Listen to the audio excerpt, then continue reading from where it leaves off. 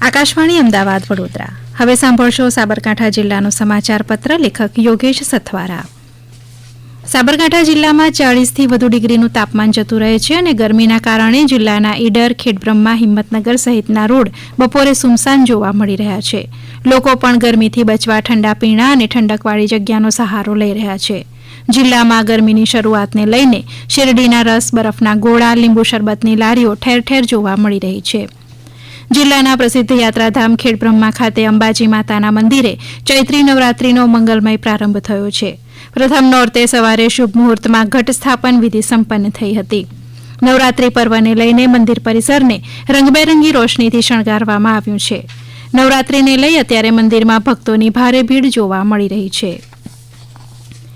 સાબરકાંઠાના ખેડબ્રહ્મા તાલુકાના ગુણભાખરી ગામ પાસે મહાભારત કાળથી સાબરમતી નદીનો ત્રિવેણી સંગમ વહે છે, જ્યાં વર્ષોથી ચિત્ર વિચિત્ર નામે મેળો ભરાય છે. અહીં આદિવાસી પ્રજા પોતાના મૃત સ્વજનોની આત્માની મુક્તિ માટે પૂરી રાત નદીના પટમાં અસ્થિ લઈ સ્વજનોને યાદ કરે છે અને સવારે અસ્થિ વિસર્જન કરી પોતાના સ્વજન માટે મોક્ષની યાચના કરે છે. આ મેળામાં ગુજરાત અને રાજસ્થાનના આદિવાસીઓની લોકસંસ્કૃતિના દર્શન કરવા મળે છે.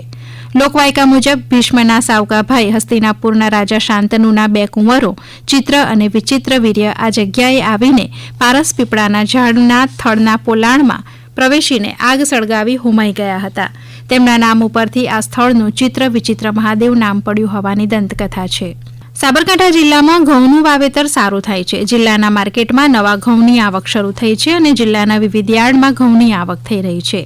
આ વર્ષે ખેડૂતોને સારા ઘઉંના 550 થી 580 રૂપિયા જેવા ભાવ માર્કેટ યાર્ડમાં બોલાતા ખેડૂતોને સારો ભાવ મળી રહ્યો છે. હિંમતનગર એ ડિવિઝન પોલીસ સ્ટેશનમાં રામનવમીની શોભાયાત્રાને લઈને મહત્વપૂર્ણ બેઠક યોજાઈ હતી.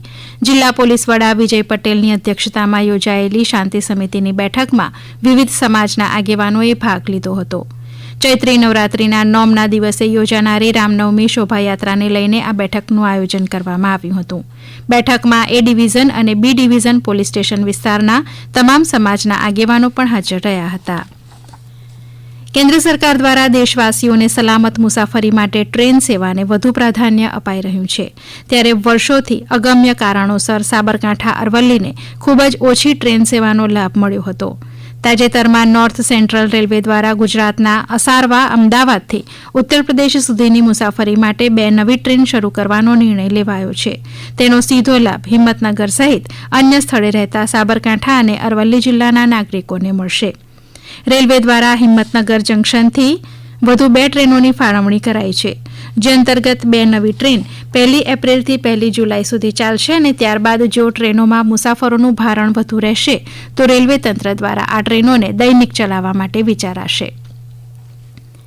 સાબરકાંઠાના 10 આયુષ્યમાન આરોગ્ય મંદિરને ગુણવત્તાયુક્ત સેવાઓ માટે રાષ્ટ્રીય કક્ષાનું NQAS પ્રમાણપત્ર મળ્યું છે.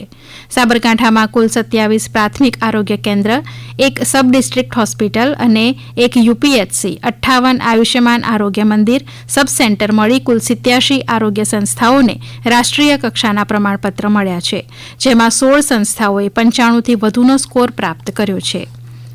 આરોગ્ય શાખાએ આ સિદ્ધિ પ્રાપ્ત કરતા જિલ્લા વિકાસ અધિકારીએ જણાવ્યું હતું કે જિલ્લાના કર્મયોગી અધિકારી કર્મચારીઓના અથાગ પ્રયાસોથી સાબરકાંઠા જિલ્લાએ સમગ્ર રાજ્યમાં NQAS પ્રમાણપત્ર મેળવવામાં અગ્રીમ હરોળમાં સ્થાન પ્રાપ્ત કર્યું છે. આ દ્વારા આપણે અંતરિયાળ ગ્રામ્ય વિસ્તારોમાં પણ ગુણવત્તાના ઉચ્ચ માનાંકો અનુસાર સગર્ભા માતાઓ, નવજાત શિશુ અને બાળકોની જરૂરી આરોગ્ય સંભાળ, રસીકરણ, કુટુંબ કલ્યાણ અને રોગચાળા સહિત વિવિધ રાષ્ટ્રીય આરોગ્ય કાર્યક્રમોની સેવાઓ આપી સ્વસ્થ સાબરકાંઠાના સંકલ્પને સિદ્ધ કરીશું. સાબરકાંઠા જિલ્લામાં પ્રાથમિક આરોગ્ય કેન્દ્ર વીરાવાડા ખાતે બેટી બચાવો, બેટી વધાવો, બેટી પઢાઓ કાર્યક્રમ અંતર્ગત PCN-PNDT એક્ટના અનુસંધાને ચેરપર્સનના અધ્યક્ષસ્થાને વર્કશોપ યોજાયો હતો, જેમાં PCN-PNDT એક્ટ અંતર્ગત સોનોગ્રાફી મશીનના રજીસ્ટ્રેશન, તેના ઉપયોગ અને કાયદાનું ઉલ્લંઘન કરનાર સામે કાયદાકીય કડક કાર્યવાહી અંગે વિગતે ચર્ચા કરાઈ હતી. આ સાથે જ સમાજ જાગૃતિ કેળવીને દીકરીના જન્મને આવકારી દીકરીના શિક્ષણ ઉપર વિશેષ કાળજી લેવા જણાવાયું હતું. આપ સાંભળી રહ્યા હતા સાબરકાંઠા જિલ્લાનો સમાચાર પત્ર. લેખક યોગેશ સથવારા. પ્રસારણ આકાશવાણીના અમદાવાદ વડોદરા કેન્દ્ર પરથી કરવામાં આવ્યું.